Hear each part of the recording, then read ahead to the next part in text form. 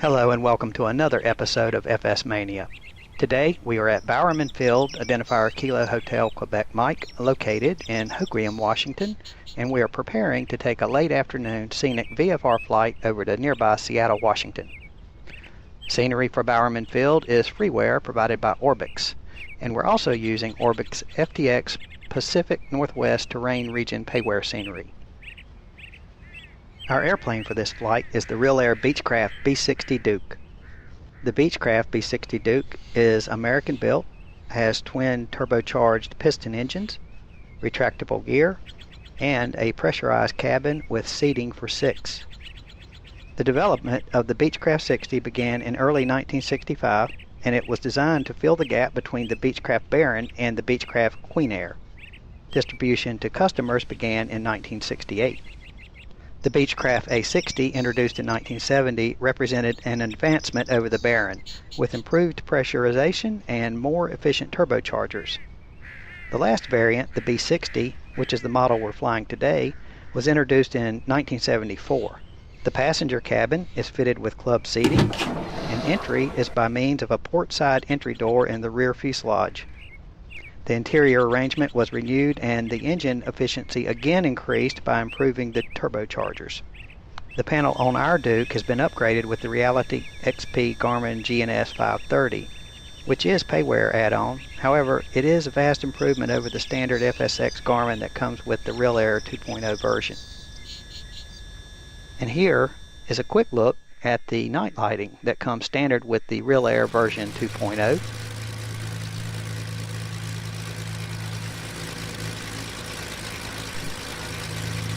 The Beechcraft 60 was, despite its very good performance, only a moderate seller, principally because the complicated technology demanded a high expenditure on maintenance.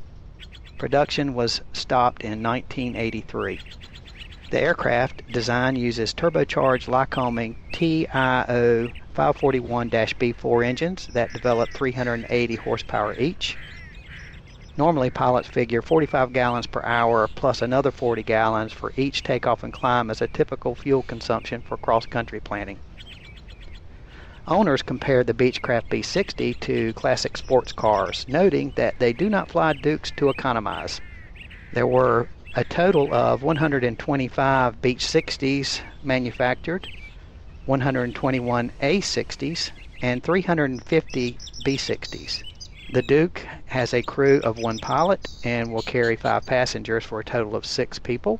It is 34 feet long, has a wingspan of 39 feet, tail height is 12 feet, and the maximum takeoff weight is 6,775 pounds. It is powered by 2 Lycoming TIO 541 turbocharged 6-cylinder horizontally opposed direct drive engines rated at 380 horsepower each, and it has a maximum speed of 248 knots at 23,000 feet. The service ceiling is 30,000 feet thanks to pressurization provided by bleed air from the turbochargers. So, where in the world are we? Well, here is a VFR chart of the entire United States, courtesy of SkyVector, and we are way over here in the northwest corner of the U.S., right on the Pacific coast. We'll zoom in here so you can see the magenta line represents our route of flight. And here is, there we go, there's Bowerman Field right here in Grays Harbor, and we'll be departing Bowerman, flying to the northeast to the Sander intersection, and then turning more northerly up towards and skirting the Olympic Mountain Range off to our left, and we'll skirt around this prohibited area and the Chinook MOA here, and we will turn back southeasterly and descend underneath the floor of Seattle's Class Bravo airspace, and we'll descend down and fly over Puget Sound and have a up close and personal look at the waterfront of Seattle. And there'll be a few other sights we'll see on the way back on our return flight to Bowerman. So that's where we are, and climb aboard, buckle up, and let's go flying. And welcome aboard for another fun flight with FS Mania. Today we're here at Bowerman Field in Hoquiam, Washington on the RealAir version of the Beechcraft Duke B60. Nice airplane indeed, twin engine and turbocharged, pressurized cabin, and very nicely done and modeled.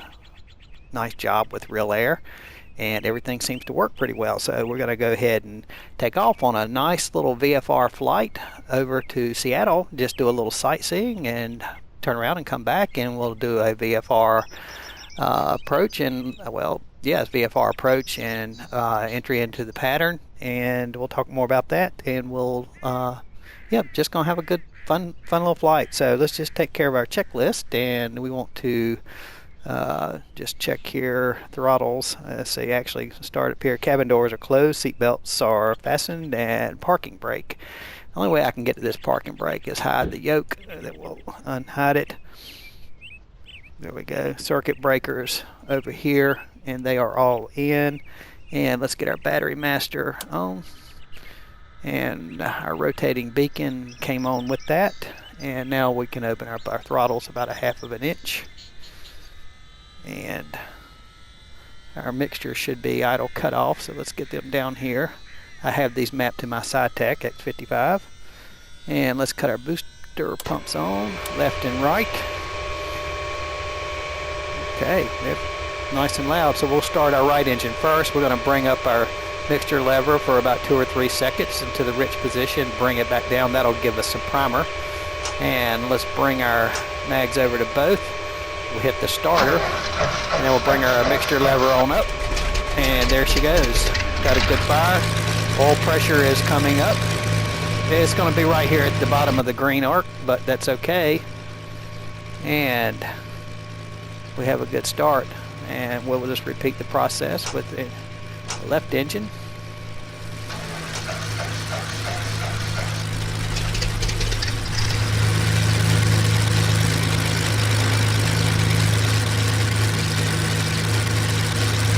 And oil pressure is rising. And we got 2 good starts. Let's bring our generators online, and we'll cut on our inverter. And let's bring our avionics master on, and let's get some radios on. Our GPS is going through a self-test. Actually, that's our transponder there. We'll bring that into standby. And 1200 VFR. And let's see, this radio, there we go. That's our ADF, and our autopilot's fired up. Okay, all those are good. Let's just tell the GPS yes, yes. And I know there's going to be a message. There it is, and we'll say okay. So we'll get back to that in a minute. Let's say we'll bring these up to 1,000. About 1,000. Let them warm up. Just keep an eye on our cylinder head temperature. It's actually already starting to come up a little bit. And we'll turn the page. Avionics on. Inverters on, and let's go ahead and get our nav lights on and our panel lights. Ooh, whoa, bright light. What happened? My gosh, did a nuclear bomb just hit over here? What the heck? Whew. Okay, well, we got panel lights for sure, and our cabin temperature mode, we want to set that over here in auto heat since it is the middle of March and it's chilly out today. Looks like it's down below 60. So we'll go ahead and keep us, and let's actually, we can cut up the temp just a little bit. Well, we don't want it that hot. There we go. And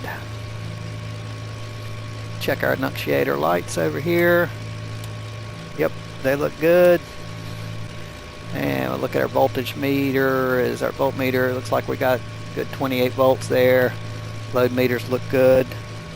So let's set up our radios. So let's just come in here and take a look. We're going to load our flight plan that I have already programmed in. And that's the nice thing about the Reality Garmin GNS 530 is that we can do that. So I'll bring up our flight plan page. Go over to page 2. There's a list, and I want to get a cursor going right here. We'll come down. And Kilo Hotel Quebec Mike to Kilo Hotel Quebec Mike. That's what I want, and bring up the menu and activate it. And there it is. We got it in there. So while we're in here, we can see our first waypoint is Sander intersection. It's 047. Direct track there. So we'll go ahead and put our course over to 047, and we can go set our heading bug on that too.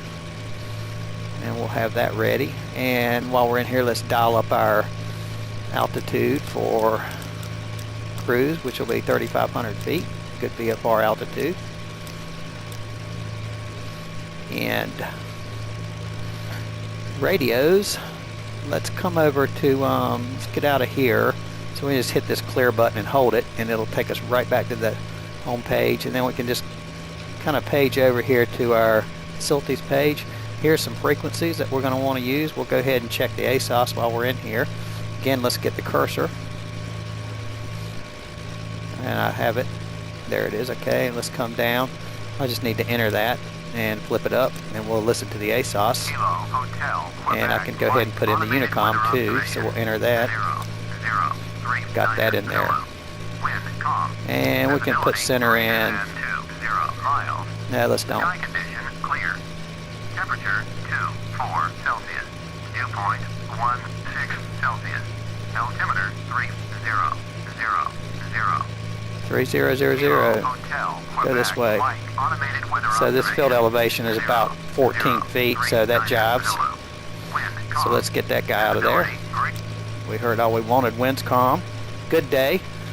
And let's see. The other thing I think I might want to set up is, we'll do this in flight. I put the VOR in just for a distance thing. We don't need that right now. We'll do that later. Altimeter is set. Transponder, we're on 1200 and standby.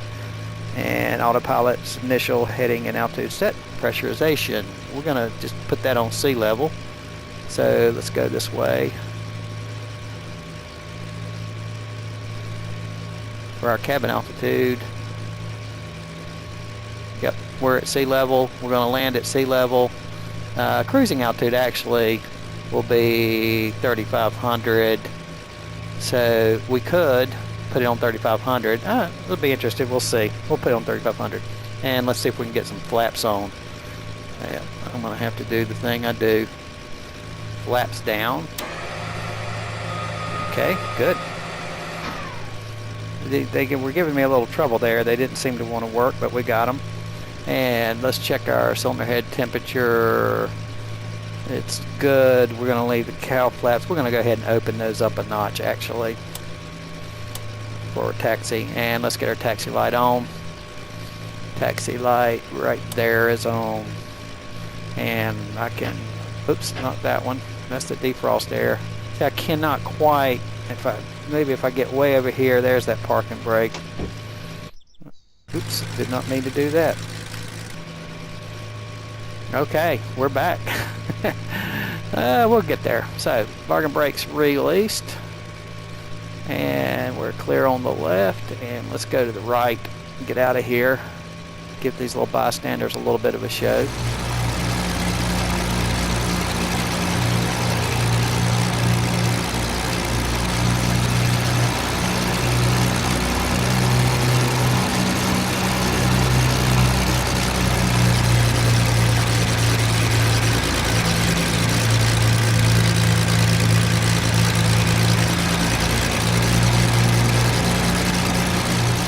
There's our little yellow center line. So we're going to take off on runway 24. And on the way out there, it's not far, but I'll just talk a minute about why I'm flying the Duke right now, the Beechcraft Duke by RealAir, because a new airplane that I have that I'm going to be featuring in an upcoming video very soon is the RealAir Beech Turbine Duke, which just came out. This is not the turbine, this is the turbocharged pressurized Duke, and the turbine of course is pressurized as well. So I'm going to be flying that, and before we did, I wanted to fly this one just to compare it, and also just to do some VFR flying. We do a lot of instrument flying, a lot of instrument approaches, so just to do a little bit of VFR work as was requested by one of my subscribers. So I want to do that and just fly a prop for a while. We've been flying jets, so now let's see, let's just do this the easy way. Brake set, there we go. and just keeping an eye on that cylinder head temperature. Right now it looks okay. So before takeoff, engine warm up. Yes, it's doing that. Then fuel selector. Let's come over here and we're going to put these in the cross feed position. And for about 10 seconds or so, just make sure nothing shuts off. It's okay. We'll go back into the home position. Okay. And flaps are set for takeoff. Flight controls, we'll check they're free and correct. So there's our elevator and ailerons. They look good. And our rudders, yes, all that's good. And propeller sync is off. And let's bring our throttles up to 2,000 RPMs. And I'm going to go ahead now and actually open up the cowl flaps all the way so we don't get overheated. Let's do that sooner rather than later. I just closed it. There we go. Cowl flaps open all the way. So I see that cylinder head temperature jump right up there as soon as I brought that RPMs up. Let's bring them back down actually to 2,000.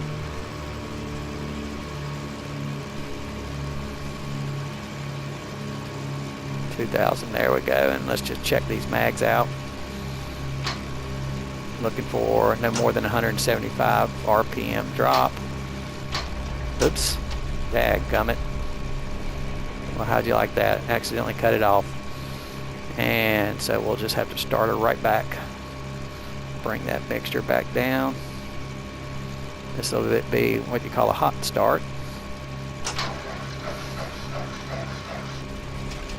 There we go.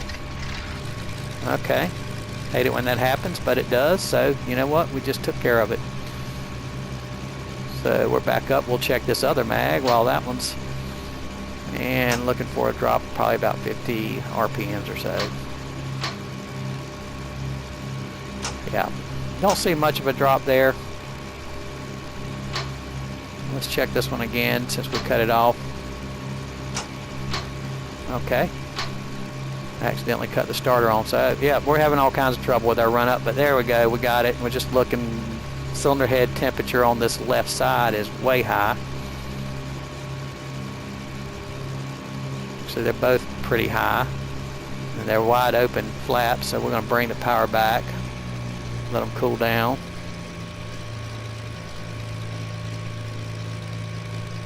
All the other engine instruments look good. Oil pressure looks good. Cylinder head temperature just dropped. And oil pressure is at the bottom of the green arc. And our gyro suction is good. And I'm going to bring them back up to 1500 and exercise our prop governor. Use our prop control to do that. Shouldn't have any more than a 500 RPM drop. And normally we'd hear a whoosh of the prop blades changing pitch, but we don't. Apparently it's not modeled, but there we go. We exercise those. Mixture's full rich. Enunciator panel is clear. Throttle's back to idle. Cowl flaps are open. Flight director, well, let's go ahead and cut that on. Yaw damper's off. Transponder on mode C. Bring it over here all the way over is mode C. And our pitot heat is on. Let's see, make sure too, we got 122.7 up there. Yep, pitot heat is over here, and there's a left and a right. We'll bring those up to on. And booster pumps come on. Booster pumps are on. We didn't cut them off for taxi, so I can hear them singing to me in the background.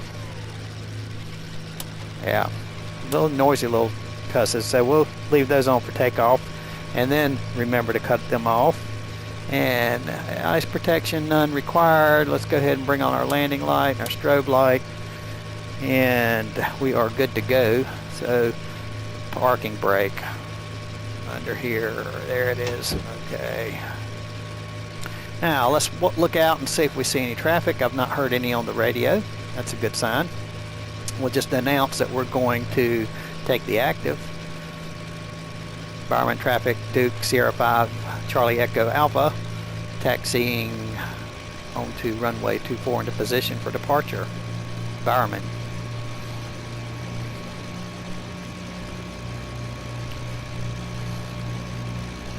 So on some smaller airports where there aren't taxiways, you may have to back taxi actually on the runway, and so you can make a call to the local traffic that you are back taxiing on whatever runway it is for departure. Here we just got to take the active, and we'll make another call and let everybody know that we are departing. Now the traffic pattern here is a little strange. There's some, not strange, it's a left-hand pattern for runway 24, right traffic for runway 6. So when we come back, we'll be using runway 6, and because there's some terrain off to the right, and I suppose that's why they did that. So I'm going to go ahead and bring up our power. Bowerman traffic, Duke Charlie Echo Alpha departing runway 24 Bowerman. And takeoff power set, brakes released. Track the center line. A little wobbly there, airspeed's alive. Engine gauge is in the green. 60 knots. There's 80, 90. Start bringing our nose up. Nose coming up. A little bit of right rudder, counteract that torque. And gears up, coming up. And let's bring our, there's a nice clunk. We'll bring our power back to 35 inches. And let's bring our props back to 2750 and begin a turn. Let's get the flaps up.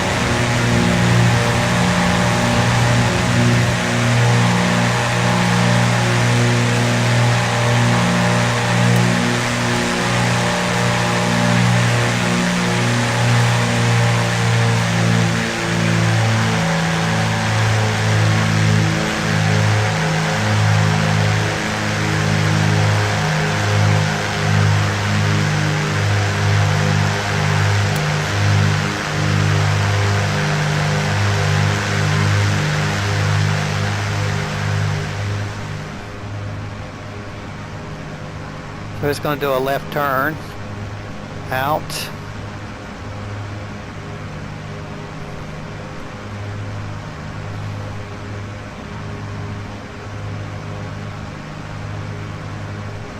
I'm hearing a kind of a loud wind noise in my headset. I don't know if you can hear it or not. I can see our flight director is not giving us cues, but I can know why, because I did not set the altitude arm mode. Let's do that, and we'll go ahead and put our heading mode in there, so it should start to give us some cues now.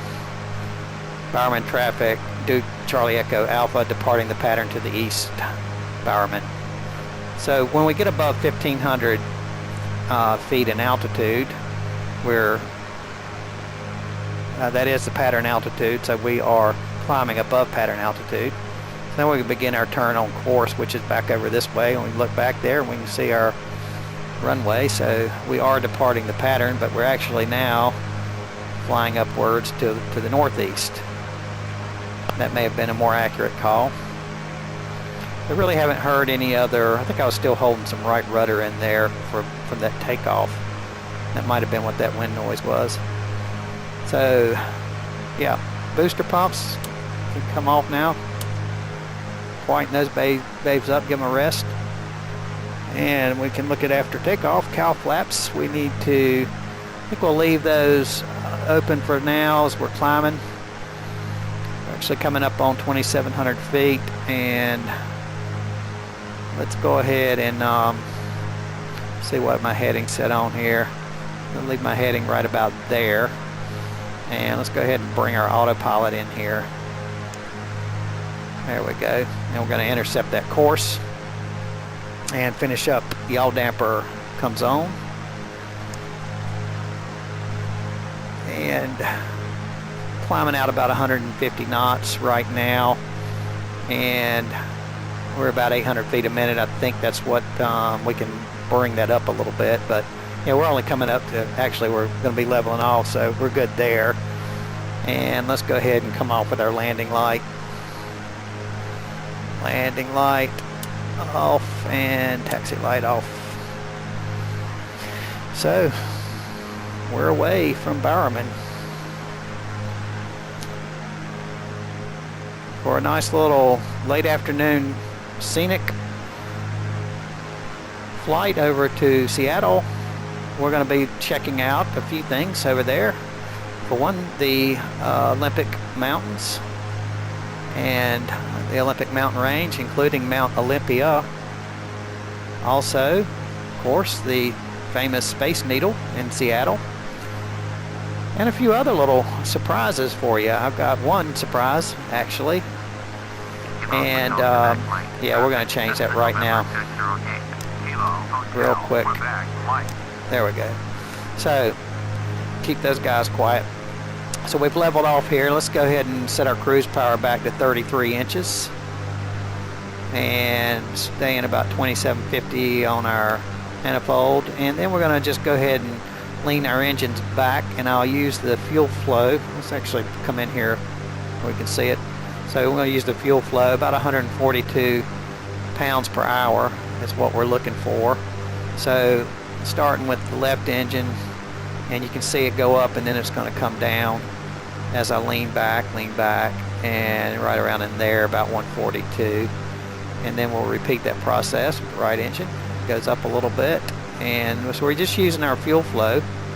And we do want to check and be sure our ITT is within limits. It's below 900 centigrade, so that's good. Cylinder head temperature, okay, I can see it's really cool, and what we want is to close those because we're in cruise, so let's go ahead and get the cowl flaps closed. And those things will come up to proper operating temperature there. We don't want to operate them too cold. Won't be good for them, and we do not want to have to overhaul these bad boys. It costs about the same thing as buying a small house. So, yeah. So this is not a very economical airplane to operate, to maintain, or to fly. But we don't care because it is economical the way we're doing it.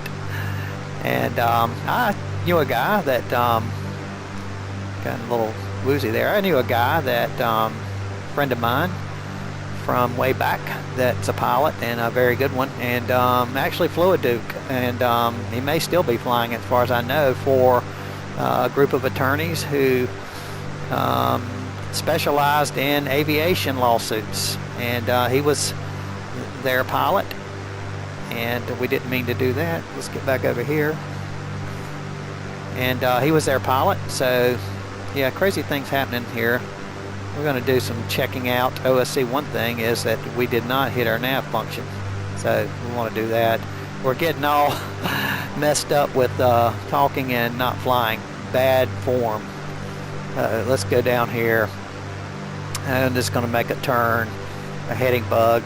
Let's get ourselves on course here. Yeah, bad form. But you know what? That's the nice thing about VFR flying. Nobody says we have to fly any. I'm just using the GPS. In fact, let's zoom out so we can kind of see where we are headed. There's our first intersection there, which is Sander. Yeah, that's where we're headed. We just want to make it over there to Sander. We're about 3 miles to the left, of course, but no problemo. We'll just turn over here and intercept that. So don't you love it when I mess up? You know, make mistakes, but we got to catch them. All right, cylinder head temperatures look good now. Fuel flow looks good. 2750 and 33 inches on the manifold pressure. All good. Pressurization looks all right. Let's see if we can get over where we can see a little better. Check some of these things out. I'll finish my story about the Duke pilot.